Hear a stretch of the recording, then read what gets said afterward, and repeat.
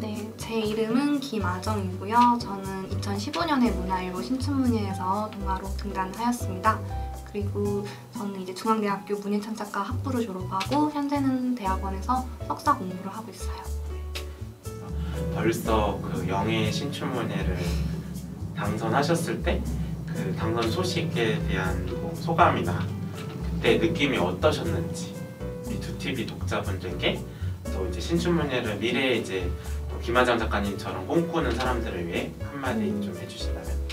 이제 신춘문예라는 게 12월에 공모를 하고 1월에 발표가 나는데 저도 12월 초에 작품을 우편으로 이제 공모를 하고 나서 이제 보낼 때는 그냥 보내는 걸로 만족을 해요. 아, 올해도 나는 도전을 하였다 이걸로 만족을 했고 그 14년도였죠. 그때가 이제 제가 그때 대학교 3학년 2학기 때 작품을 쓰고 그거를 보내고 만족을 하고 있었는데 이제 낮잠을 자다가 당선 전화를 받았어요. 기자님한테, 문화일보 기자님으로부터.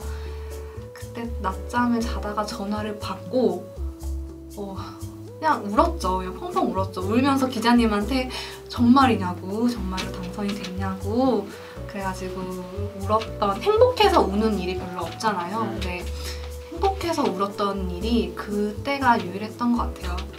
그래서 그때는 약간 내가 가고 있는 이 불확실한 길에 어떤 이정표처럼 그대로 계속 가도 괜찮아 라고 말해주는 것 같아서 행복했었습니다.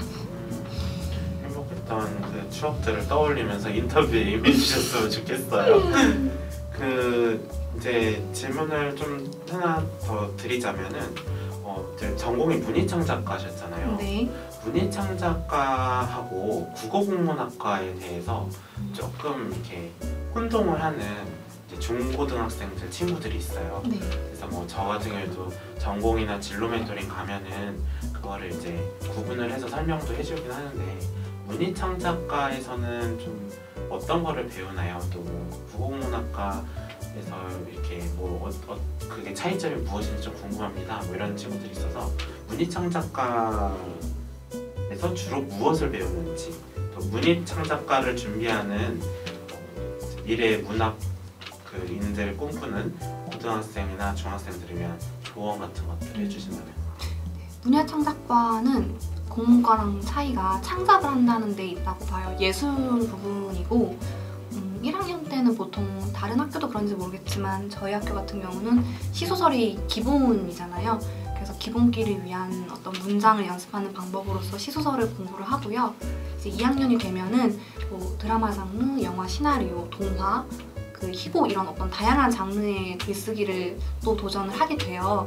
그래서 나는 뭔가 이야기를 만들어내는 걸 좋아하고 이 정도의 관심만 있어도 문예창작과에 가면은 아, 내가 뭔가를 쓸 수 있구나 하는, 잘 맞는구나 하는 그런 걸 확인해 볼 수 있다고 생각이 들어요. 그래서 꼭 작가로서 인생을 살지 않더라도 문예창작과를 졸업하고 친구들 이야기를 들어봐도, 졸업한 친구들 이야기를 들어봐도 어떤 내가 살면서 내 이야기를 생각하고 이제 풀어낸다는 것 자체가 하나의 자기 표현이거든요. 그게 좋은 것 같고, 이제 중고등학생들 친구들 중에 뭐 작가를 꿈꾼다면 문예창작과에 오는 거는 이제 도움이 되겠죠? 네. 이제 끝으로 나에게 동화란 어떤 건가요? 동화라는 게 아이들이 읽는 글이라는 게 일반적인 생각인데 그 네루다 시 중에 이렇게 시작하는 시가 있어요. 내 안에 있던 그 아이는 어디로 갔을까? 사라져 버렸을까? 이런 문구가 있는데 누구에게나 이제 동심이라고 우리가 표현을 하죠. 그 안에 동심이 있고 이제 그 동심을 끌어내는 것이 동화의 어떤 이야기의 힘인데 동심이 재미있는 것은 인간에게는 여러 가지 욕망이 있는데 어떤 목표를 지향하는 욕망이 아니라 놀이의 욕망이라는 게 있다고 생각을 해요. 이건 순수하게 즐기고 행복한 것, 그게 놀이의 욕망이라고 했을 때 근데 우리가 그 놀이라는 것을 무한으로 끌고 갈 수는 없잖아요. 우리는 세상을 살고 있고 억압되어 있는 어떤 규칙들이 있고 동화는 그 균형을 잡는 일이라고 생각을 해요. 아이들이 게임을 하면서 노는 건 어떤 놀이의 극대화고 공부를 하는 것은 어떤 억압된 현실에 살기 위한 나의 필요한 것들을 배우는 과정이라면 동화는 그 두 개를 같이 균형 있게 즐길 수 있는 콘텐츠라고 생각을 해요. 이거를 뭐 분석을 하자면 그래서 저도 동화를 좋아하고 이제 그래서 단순히 계몽적인 동화보다는 아이들이 읽고 재밌게 즐길 수 있는 동화를 좋아하고 저도 판타지 소설이라든지 이런 걸 굉장히 즐겨 읽고 있어요. 네. 그리고 그냥 이거는 번외인데 2TV 출연을 하시게 된 결심 계기가 좀 궁금합니다. 제가 이거 하기 전에 이제 만났잖아요. 이제 두 대표님이 저한테 소고기를 먹이는 바람에 어쩔 수 없이 소고기 뇌물? 네. 소고기를 아주 엄청난 소고기를 종류별로 소고기를 다 먹었죠 그날. 그래서 그거를 먹고서 차마 안 나올 수가 없었네요. 사람이 이제 먹은 게 있으면은 베풀 줄 알아야 되니까 제가 가진 건 없지만 이렇게 그냥 저에 대한 간단한 이야기를 나누는 것 정도는 괜찮다고 생각해서 이렇게 나왔습니다. 안녕하세요. 2TV 독자 여러분. 오늘은 정말 특별한 게스트를 모시고 왔습니다. 정말 3고 초려, 10고 초려해서 모시고 왔는데요. 저희 보통은 우리 신문을 요즘은 잘 안 보잖아요. 그래서 신문을 저는 즐겨 읽는데 신문을 즐겨 읽다 보면은 매년 1월 1일에서 1월 2일에 신년 신문을 보면은 신춘문예 당선자들의 소식들을 볼 수 있습니다. 그래서 바로 좀 거슬러 올라가면은 4년 전이 되겠죠. 4년 전에 문화일보에 대해서 모르시는 분들은 우리가 신문이 조간신문 그다음에 석간신문이 있다면 점심 때쯤에 나오는 약간 주황색 톤의 신문이 있어요. 그래서 문화일보의 신춘문예로 동화작가 부문에서 당선을 하신 우리 김하정 작가님을 오늘은 모셔봤습니다. 그래서 신춘문예에 대해서 궁금하시거나 또 글쓰기에 대해서 좀 이렇게 내가 아이디어들과 또 어떤 생각들을 얻고 싶다는 분들은 많은 도움이 되는 컨텐츠니까 집중해 주시고 많은 정보들을 얻어가셨으면 좋겠습니다. 우리 김하정 작가님 소개. 안녕하세요. 네, 인사드리고 이제 시작을 해야겠죠. 네, 김하정 작가님 오늘 먼 곳에서까지 서울에서 그래도 여기 지금 위치가 합정인데 네. 먼 곳까지 오시느라고 너무 고생 많으셨고요. 아니요. 네. 편하게 9호선 급행 타고 왔어요. 9호선 급행이 뚫려가지고 네. 굉장히 편하게 왔어요. 9호선 급행이 그래도 뭐 한 1시간 정도밖에 네. 안 걸리셨다고. 그래도 먼 곳에서 여기까지 와주셨으니까 너무 감사하고요. 그리고 또 여러 가지 항상 요즘 그래도 좀 신작 같은 것들도 좀 이렇게 많이 구상하고 생각하고 계시나요? 그죠. 항상 하죠. 구상은 뭐 밥을 먹다가도 하고 길을 가다가도 하고 샤워를 하다가도 하는 거라서 가장 즐거운 일인 것 같아요. 이야기를 상상한다는 건. 주로 글을 쓰실 때는 시간 같은 것들을 이렇게 구애받지 않고 김하정만의 이런 황금 시간대가 있나요? 뭐 이렇게 내가 딱 그래도 다른 시간대보다 이렇게 약간은 이때 이 시간대에 이렇게 글이 잘 나온다, 매끄럽다 이런 부분이 또 있으신지. 우리 글 쓰는 사람들은 그런 표현을 해요. 그분이 오시는 순간이 있는데 그분이 이렇게 잘 안 오세요. 그래서 열심히 그분을 이렇게 모시려고 구상을 해요. 글을 써야 되는데 언제 쓰지? 뭔가 머릿속에 뭔가 있는데 그러다가 계속 이렇게 게으름을 부리죠. 이렇게 밀리면 밤이 돼요. 꼭 그 새벽 야심한 시간에 그분이 찾아옵니다. 그러면은 또 잠을 안 자고 또 새벽 3시에 막 이렇게 쓰죠. 막 이거지 이러면서. 아마 그래서 다들 야작을 하는 이유가 하루 종일 구상을 하다가 어떤 사람이 체력 게이지가 있다면 그게 거의 다 마지노선에 이르렀을 때 예상하지 못한 어떤 힘이 나오는 것 같아요. 저 역시 그런 거 너무 의존하면 안 되는데 그런 걸 좀 약간 쓰고 있는 것 같아요. 그런 마지노선의 힘.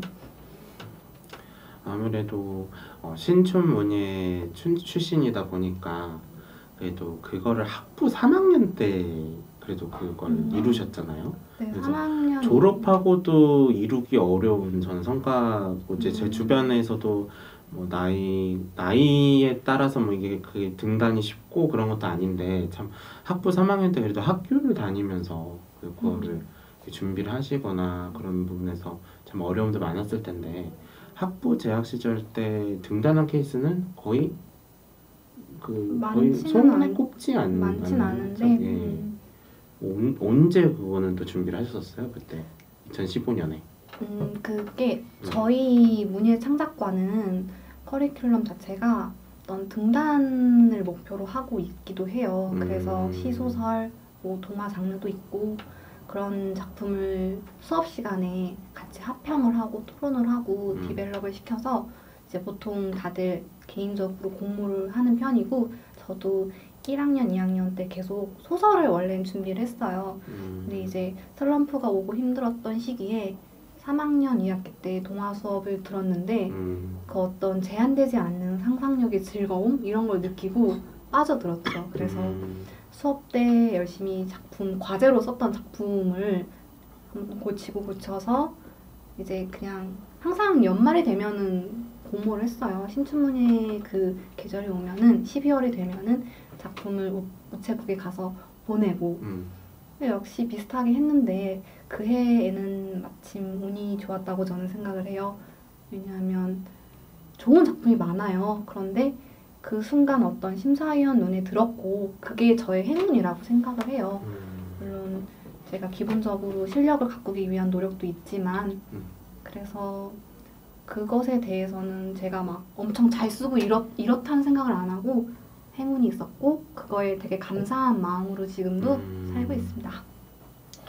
네, 어쨌든 신춘문예라는 그거에 대해서 두드리고 도전하는 데 있어서 참 저는 이 컨텐츠를 이렇게 우리가 기획을 하고 두TV에서 이렇게 이걸 만들자 했을 때 사실 이제 시청하시고 계신 분들도 아시겠지만 유튜브에 신춘문예나 아니면은 뭐 등단 작가에 대한 검색을 하면 사실 뭐 별반한 게 없습니다. 그래서 저희 두TV에서 이거를 좀 기획 있게 제대로 구성을 해보자 해서 신춘문예 어떻게 수소문을 해서 우리 김하정 작가 바쁘신 김하정 작가님을 모셔오게 됐고요.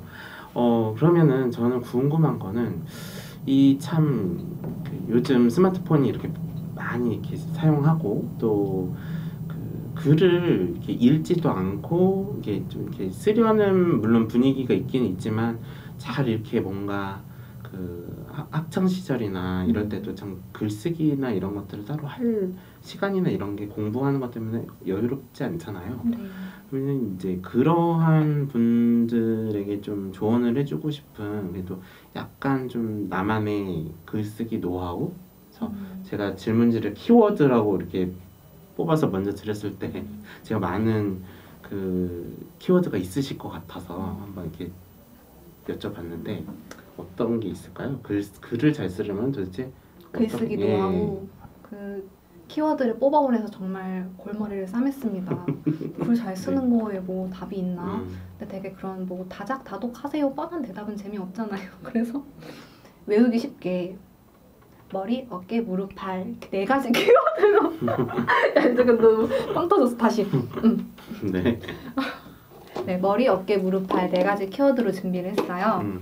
이제 쉽게 생각하면 머리 사람들이 글을 쓸 때 글이 막힌다고 하는 게 충분히 생각을 하지 않아서라고 생각을 해요. 충분히 사고해야 합니다. 글을 쓸 때는 언어는 즉 사고예요. 그래서 충분히 생각을 하면 좋은 글이 나와요. 머리 항상 생각을 많이 해라. 충분히 그냥 무조건 쓰는 게 아니라 생각을 많이 하고 쓰셔야 되고 그다음에 어깨는 이제 몸에 각을 잡아주잖아요. 옷을 입어도 태를 나게 하는 게 어깨고 그런 식으로 글은 구성이 중요해요. 글의 각을 어떻게 갈 것인가에 대한 뭐 컨셉이라고 할 수도 있고 내가 이거를 어떤 식으로 스토리텔링을 할 것인지에 대한 각을 잡으셔야 돼요. 그냥 쓴다고 되는 건 좋은 글이 아니라 막연한 글이 되겠죠. 그다음에 머리, 어깨, 무릎은 다리는 그냥 이렇게 뭐 허벅지랑 종아리가 있으면 다리잖아요. 이 다리를 걷게 하는 건 무릎이란 말이죠. 무릎이 없으면 다리는 걸을 수 없을 거예요. 우리가 많은 사람들이 글을 쓸 때 다리를 만들어요. 무릎이 없는 다리를 만들기 때문에 이게 유연하게 사고의 흐름으로 가지 못한다는 건데 무릎처럼 뭔가 이야기와 이야기를 잇는 이 중간에 어떤 중요한 연결고리를 잘 만드셔야 돼요. 이게 논리의 맥락이 되기도 하고 어떤 그 이야기와 이야기 사이에 구멍이 있다면 그거는 되게 어설픈 글이 될 것이고 그래서 그런 어떤 이것과 이것을 잇는 게 어려워요. 근데 저도 글을 쓸 때 이 부분에 대해서 어려움을 많이 느끼고 이것 역시 아까 말했던 충분한 사고를 통해서 나올 수 있는 부분이고 머리, 어깨, 무릎, 발은 발표해야 돼요. 글은 많이 발표해야 돼요. 사람들이 부끄러워해요. 자기소개서를 쓰든 뭐 작품을 쓰든 부끄럽죠. 뭔가를 내가 내 말로 이렇게 뱉어냈잖아요. 부끄러워요. 거의 벌거벗고 있는 내 언어 같거든요. 그게. 근데 많이 밟힐 마음으로 나는 많이 까이고 밟힐 거야 하는 마음으로 글을 보여주고 그걸 통해서 충고를 얻고 조언을 얻어서 고치면 고칠수록 좋은 문장이 나오고 좋은 글이 나오거든요.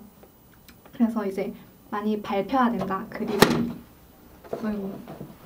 글이나 많이 발표해야 된다고 생각합니다. 그래서 머리 생각하고 어깨 각을 잡고 무릎 유연하게 있고 발 많이 발펴라.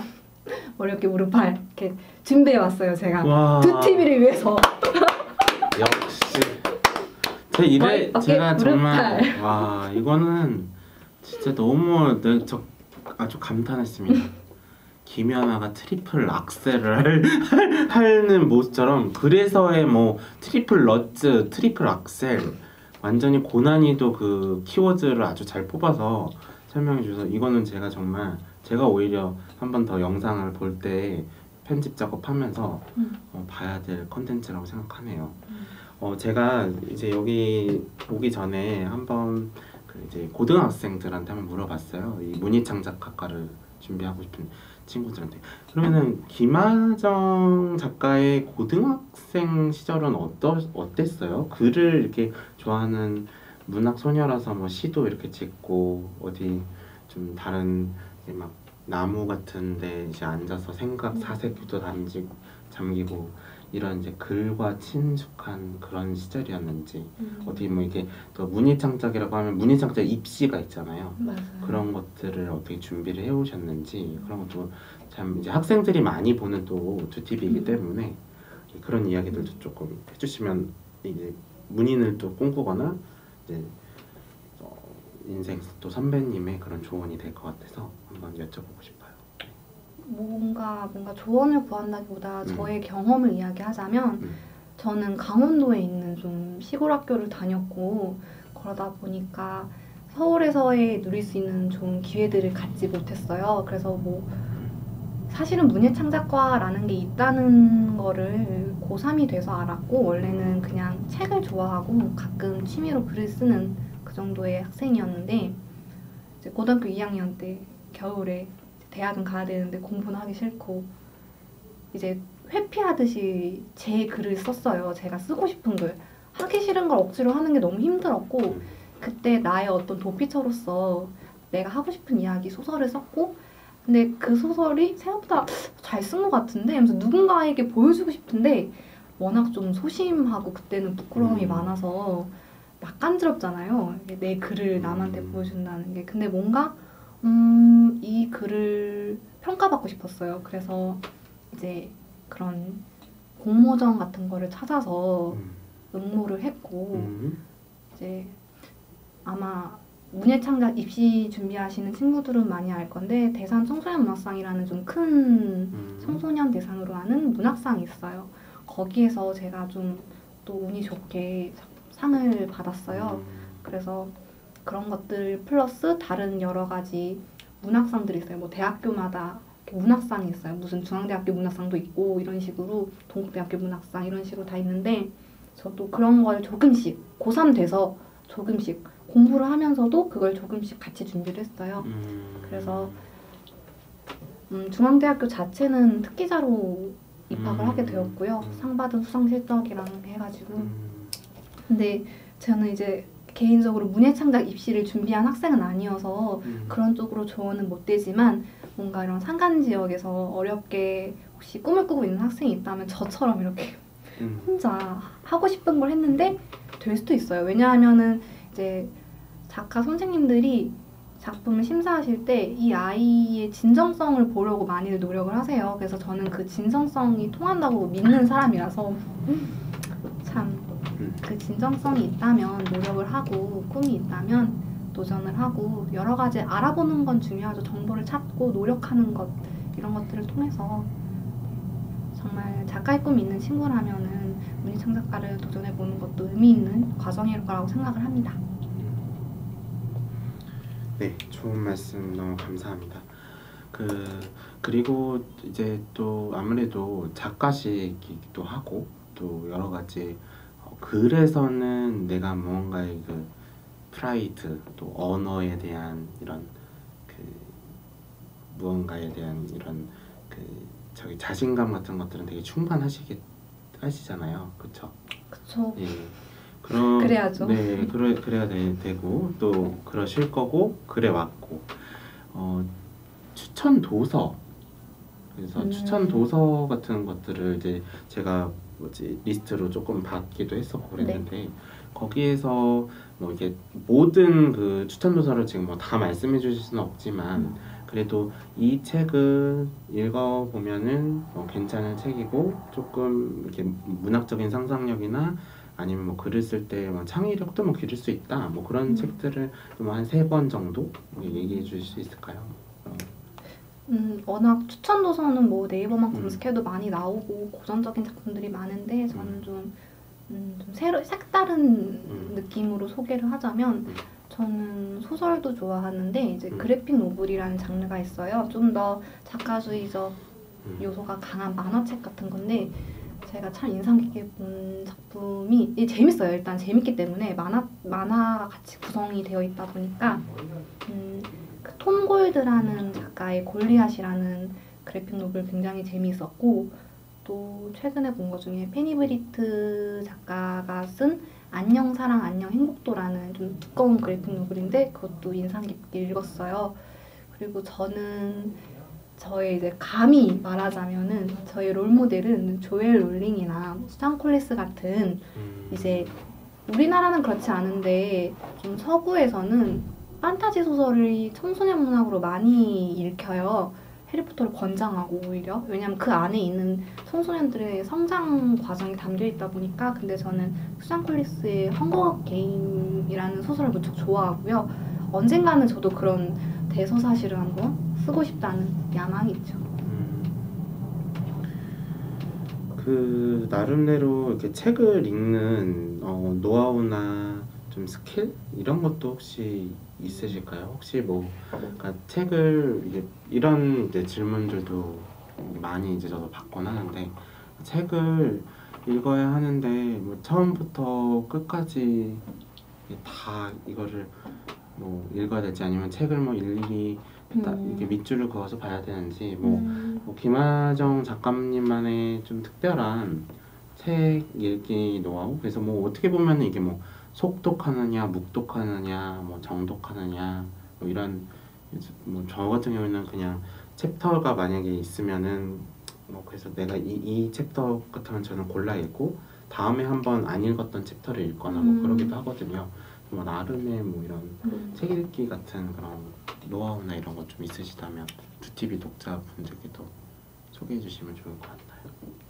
일단 책에 대한 인식이 많이 바뀌어야 된다 생각을 해요. 어릴 때부터 교육이랑 연관이 되다 보니까 어떤 고리타분한 매체로 느껴지는데 저는 저한테 책은 놀이의 한 과정이거든요. 이야기를 느끼고 이거를 내가 머릿속에 상상하고 구현하는 흥미로움이 가득한 세계인데 이거를 느끼기 위해서는 책을 읽다가 재미가 없으면 덮으세요. 저는 추천을 감히 하지 않는 게 이 사람의 취향이 뭔지 좋아하는 게 뭔지 어떤 이 사람의 가치관 이런 걸 모르기 때문에 함부로 추천할 수 없어요. 책이라는 건 그 작가의 가치관과 이런 게 들어있고 사람과 사람이 맞아야 되잖아요. 그것처럼 책과 사람도 맞아야 돼요. 이 작가가 나의 가치관이랑 맞으면 재밌는 거고 안 맞으면 재미없어요. 그래서 읽다가 억지로 읽지 마세요. 읽지 말고 덮고 언젠가 단계가 있다고 봐요. 지금은 내가 좀 어렵더라면 좀 더 쉬운 책 읽다가 나중에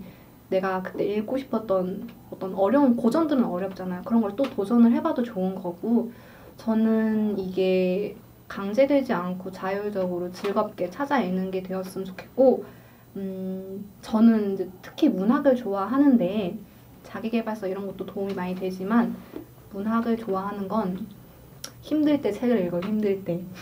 사람한테 받은 상처를 책한테서 위로를 받아요. 저는. 그래서 저 역시 작품을 쓸 때도 누군가에게 즐거움을 주는 것도 있지만 위로가 되었던 나의 경험을 그 은혜를 되갚는 느낌으로 누군가가 힘들고 어려울 때 내 글을 읽고 좀 위로가 되었으면 좋겠다라는 마음이 크고요. 그래서 힘들 때 내가 좀 무너져 갈 때 책을 읽으면 도움이 돼요. 예를 들면은 뭐 내가 너무 내 인생이 불행한 것 같아요. 근데 어떤 책을 읽으면 나보다 더 불행한 애가 있는 거예요. 그걸 보면서 나보다도 더 이렇게 어려운 상황에서도 나보다 더 바보 같은 캐릭터가 나온다고 봐요. 그러면 그걸 보면서 어떤 즐거움이라기보다는 공감도 가고 동병상련의 느낌도 가고 더불어서 이겨내는 그 과정을 담잖아요. 보통 이야기에서 그런 걸 간접적으로 체험하고 나면 스스로에게도 힘이 되는 것 같아요. 네. 지금 그 말씀에서 사람으로부터 상처받을 때는 어떤 경우에서 상처를 많이 받으세요? 뭐 많죠. 요즘 현대 사회에서 사람들과 사람 사이의 소통의 그 요소들이 점점 자리를 잃고 부재되어 가고 이제 꼭 우리가 만나지 않더라도 만날 수 있는 여러 방법이 많다 보니까 그래서 어떤 그런 소통 부족의 문제로 오는 함부로 말을 한다든지 이건 뭐 다들 공감하는 부분이라 생각하고 더불어 이제 자존감 문제가 또 큰 것 같아요. 내가 잘하고 있는지 우리는 쉽게 남을 질투하고 동경하면서 스스로를 깎아먹는 그런 것들을 가지고 있다 생각해요. 이런 악습관을 고쳐야 되는데 못 고치죠. 그래서 이렇게 자존감이 없고 그럴 때 책을 읽으면 제가 추천하는 책들은 보통 대단하신 분이 쓴 그런 자기계발서 말고 저는 그냥 되게 불행한 인간이 나오는 책을 좋아해요. 그걸 보면서 함께 공감하고 그 사람을 동정하는 것도 아니에요. 그냥 어떤 그 불행한 인간을 보면서 그 불행한 인간의 초상을 보면서 나의 삶은 어떻게 갈 것인가에 대한 어떤 힘을 되찾는 과정이라고 생각합니다. 맞아요. 저 같은 경우에도 참 관계가 참 어려운 것 같아요. 그래서 저도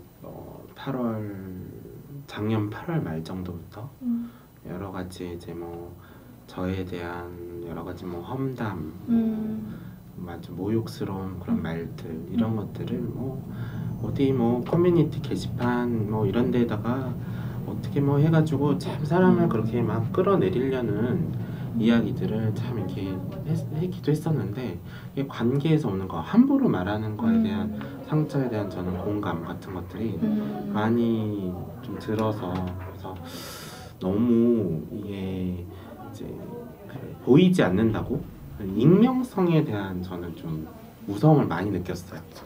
그리고 나랑 내가 이렇게 밥을 좀 따뜻하게 대접했었던 사람이 그 뒤 돌아서 익명이라는 사람이라는 걸로 가장을 해서 나에 대한 공격 같은 것들을 할 때 저 같은 경우는 그래가지고 되게 조금 이제 상처도 많이가 돼서 어떻게 됐냐면 이제 저도 학교에서 그냥 상담센터 같은 데를 좀 다니면서 상담사분과 이렇게 얘기를 좀 많이 나누면서 극복을 했었거든요. 근데 이제 그러면서도 저도 조금은 생각을 좀 달리할 수 있었던 게 이제 좀 독서를 하면서 나는 그런 사람이 안 되기 위해서 좀 더 이게 좀 참고 인내할 줄 알고 그런 부분들을 이제 저도 독서를 통해서 많이 이런 것들을 좀 덜어냈던 것 같아요. 그리고 또 나보다 이제 좀 더 불행하거나 힘든 친구들 같은 경우는 어떨까 하는 생각들을 해보니까 김하정 작가님이 말씀해 주셨던 부분들이 많은 저에게도 공감이 됐네요. 그러면은 대표적으로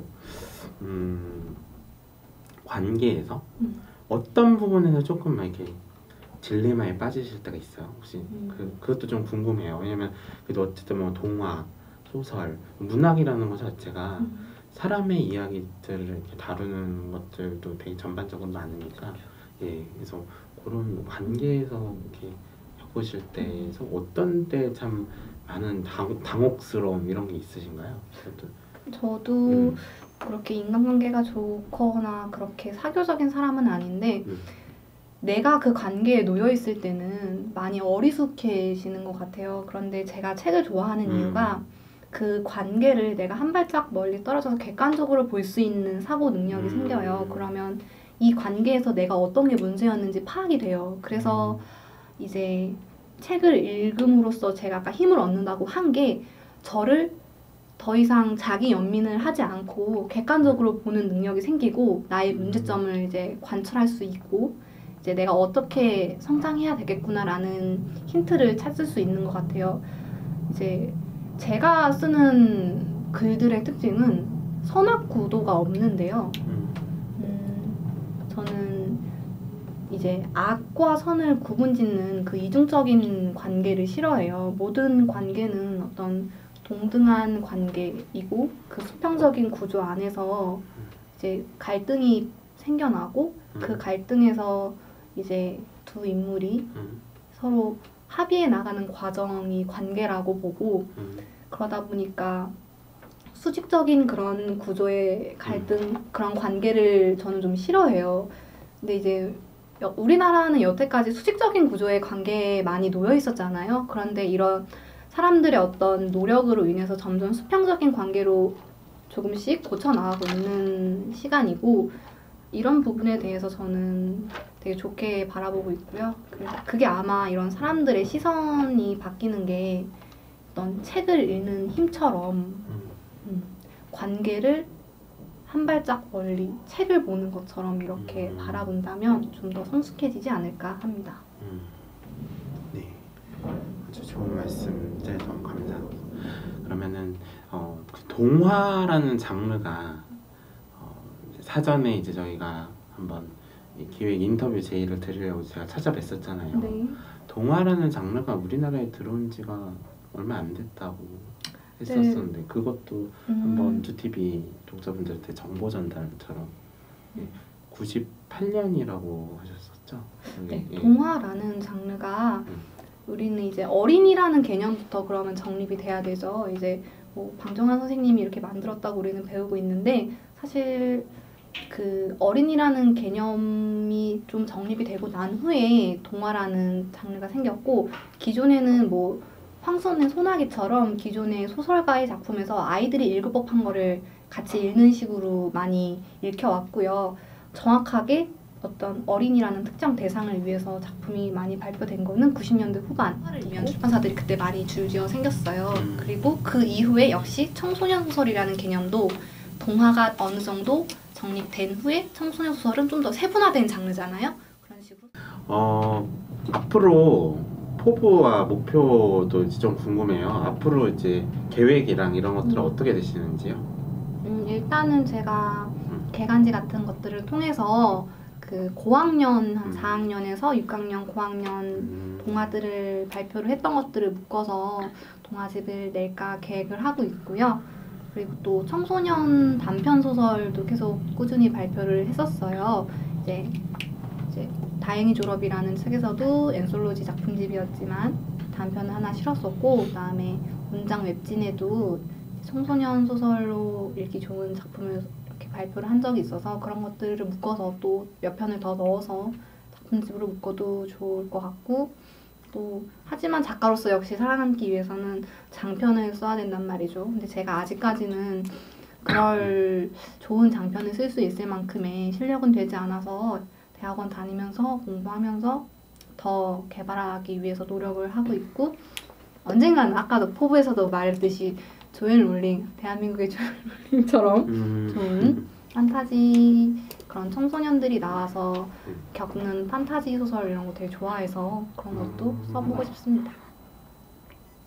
그 장강명 선생님하고도 쓰시게 된 그 단편이 들어간 네. 그게 제목이 뭐였죠? 다행히 졸업. 아, 다행히 졸업. 그 다행히 졸업을 어떻게 참여하게 된 계기는 어떻게 되나요? 그게? 이제 아는 그게 컨셉이 각 자기네 그 자기들의 고등학생 시절을 다 자전적으로 섞어서 쓰는 건데 그래서 90년대 대표 작가, 뭐 2000년 뭐 초반대 대표 작가, 저는 2010년 대표 작가로 참여를 했어요.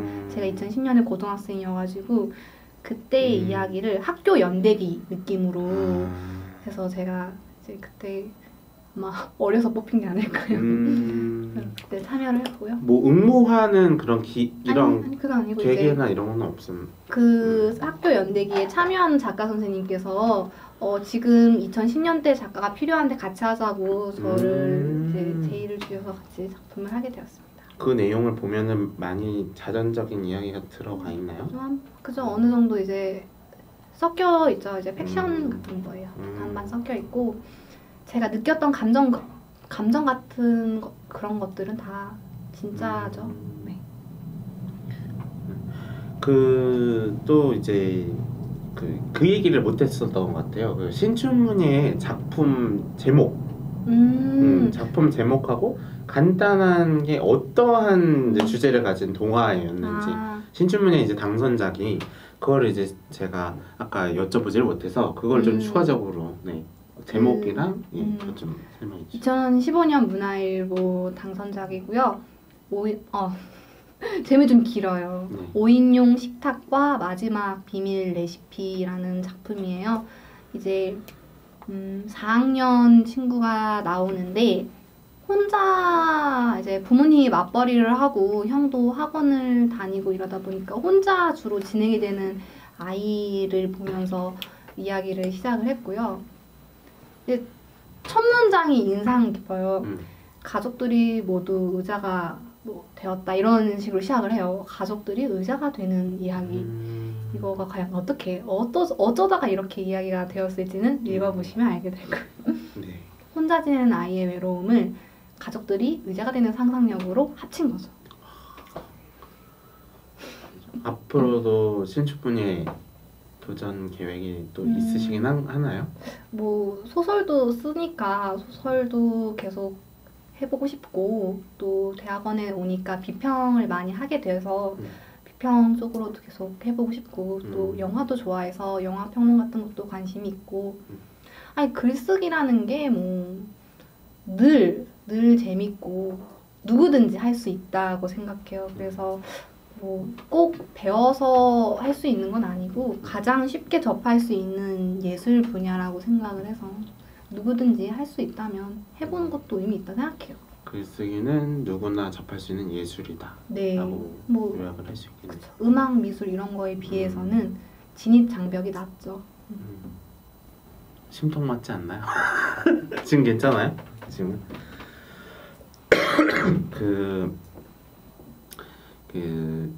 앞으로 이제 신춘문예에 혹시라도 등장하게 되시면 제가 꼭 스크랩을 하고서 보고 축하드린다는 말씀을 드릴 수 있으면 좋겠네요.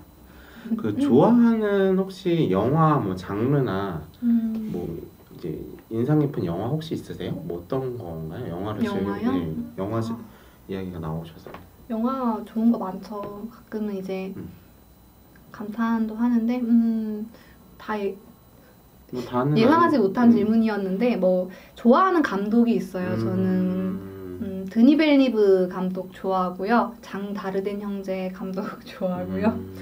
코엔 형제 감독도 좋아하고 일본 감독 중에 고레에다 히로카즈도 좋아합니다. 저는 좀 마음에 드는 감독이 생기면 다 봐야 돼요.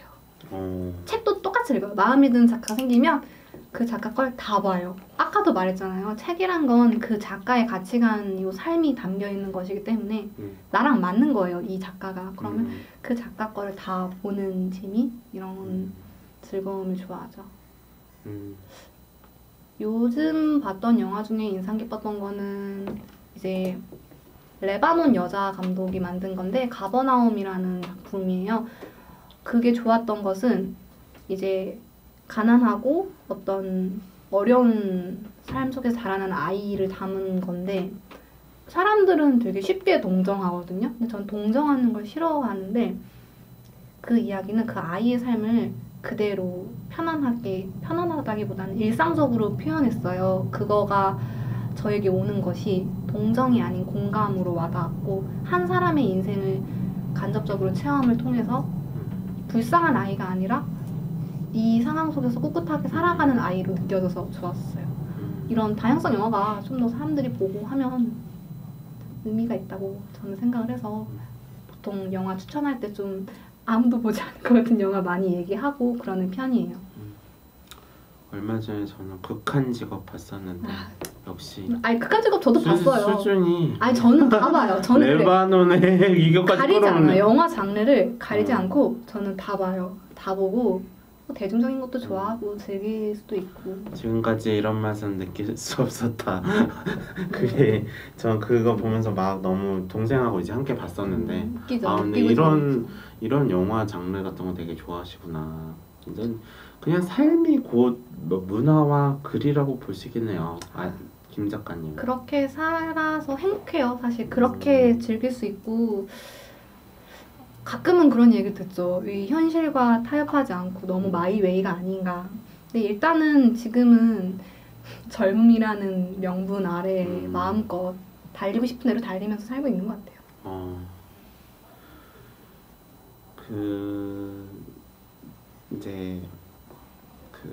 이제 우리가 이제 거의 이제 마지막 질문으로 달려가는데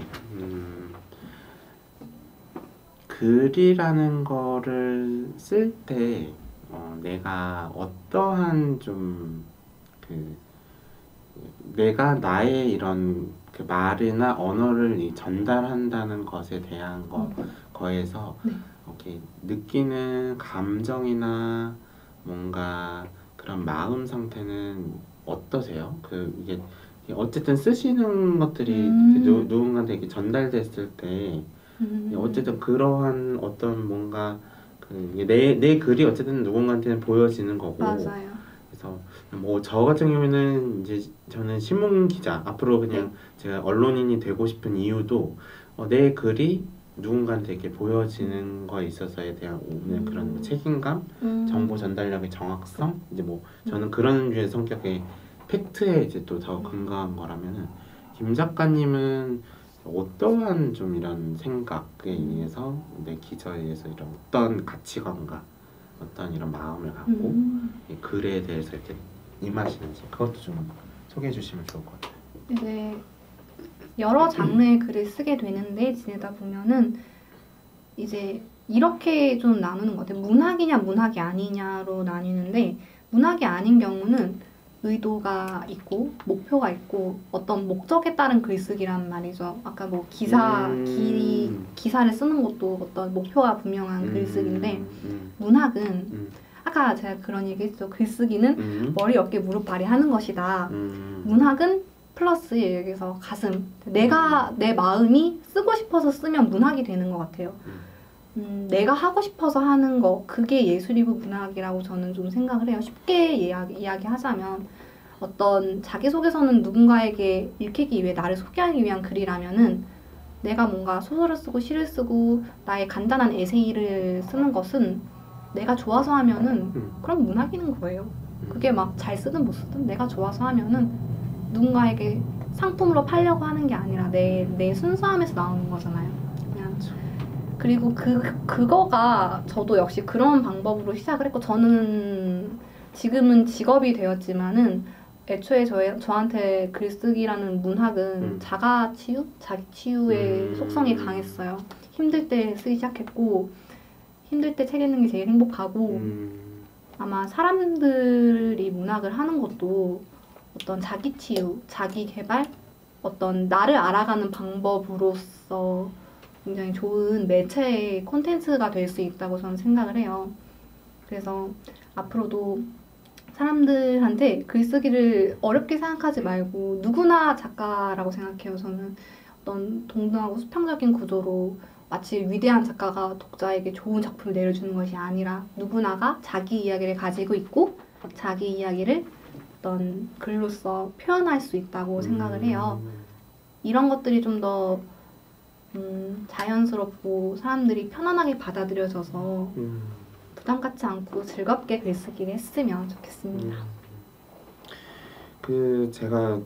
저는 오늘 인터뷰에서 사람한테 받은 상처를 책으로부터 위로를 받아요라는 말이 근데 이 사람이라는 거는 뭐 사람을 뭐 이렇게 구분짓기가 참 그럴 수는 없지만 이 사람이라는 거는 뭐 내가 연인, 뭐 가족, 친구 이런 것들을 다 의미하시는 건가요? 뭐 연인에게서 받은 상처, 친구에게서 받은 상처, 가족에게서 받은 가까운 사이에서 오는 상처는 더 깊죠. 그런 것들조차도 책으로 치유를 그럼요. 이게 이렇게 가벼운 관계에서 오는 상처도 상처죠. 그런 건 좀 가벼운 상처라면 가까운 사람한테서 오는 상처는 깊은 상처죠.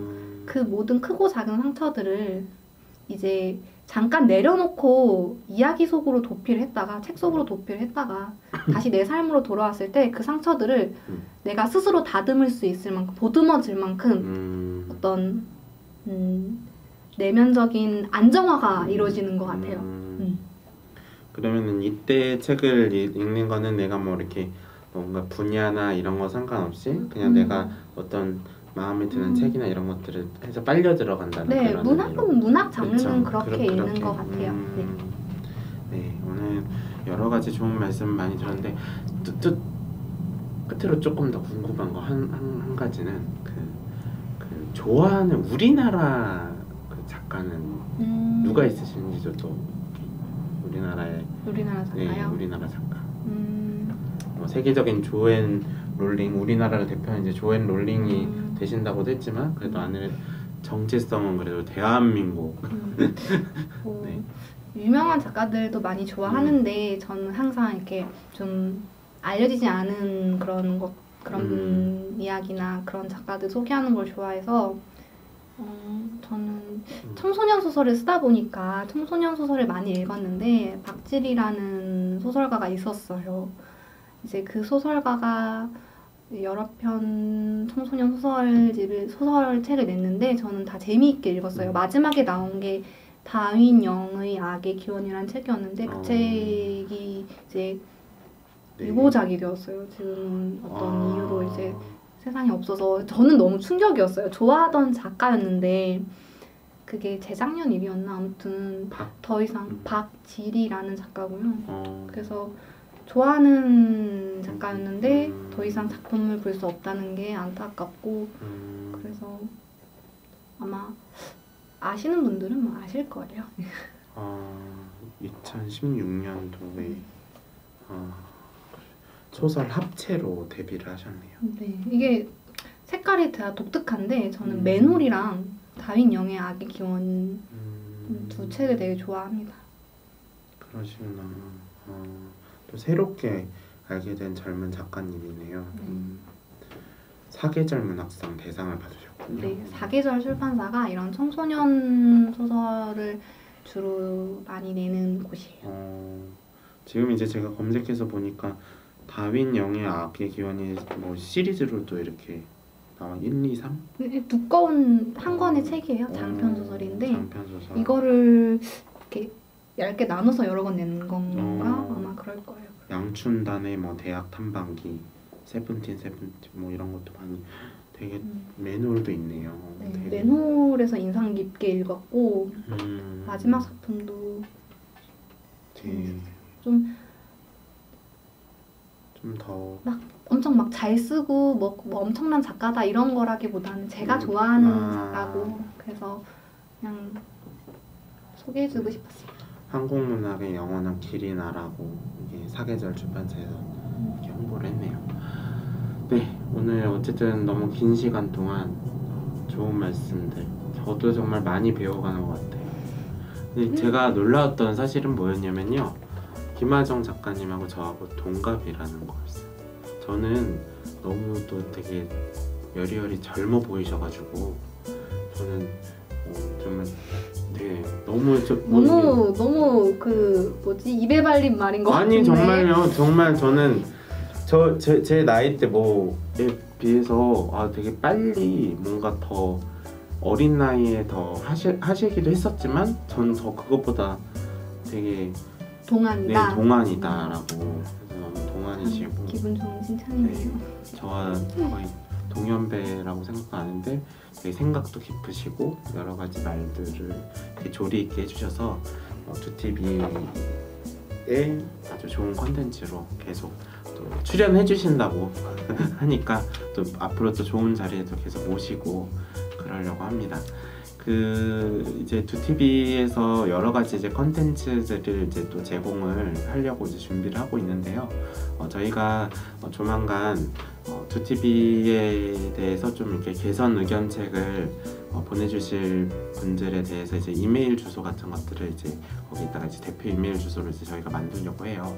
그래서 앞으로 이제 인터뷰 예고나 컨텐츠 예고 같은 것들을 하면은 그쪽 이제 메일로 이렇게 보내주시면은 질문이나 좀 이렇게 작가나 아니면 여기 이제 두티비기가 만나는 명사분들과 이런 인터뷰를 통해서 저희가 이렇게 질의응답도 해드릴 테니까 또 많은 참여들 부탁드리고 오늘 나와주셔서 너무 다시 한번 감사드리고요. 아유, 제가 무슨 도움이 됐을까 싶은데 아니면 너무 겸손하세요. 좀 재미있는 이야기, 좋은 정보, 유익한 정보가 되었으면 하고 바랍니다. 네, 너무 감사드리고요. 또 두티비는 계속 여러분들께 노력하는 컨텐츠로 또 돌아오도록 하겠습니다. 지금까지 진행의 장두원, PD의 한동석 그리고 말씀해 주실 텐데요. 오늘의 출입 게스트 김하정 작가였습니다. 네, 감사합니다.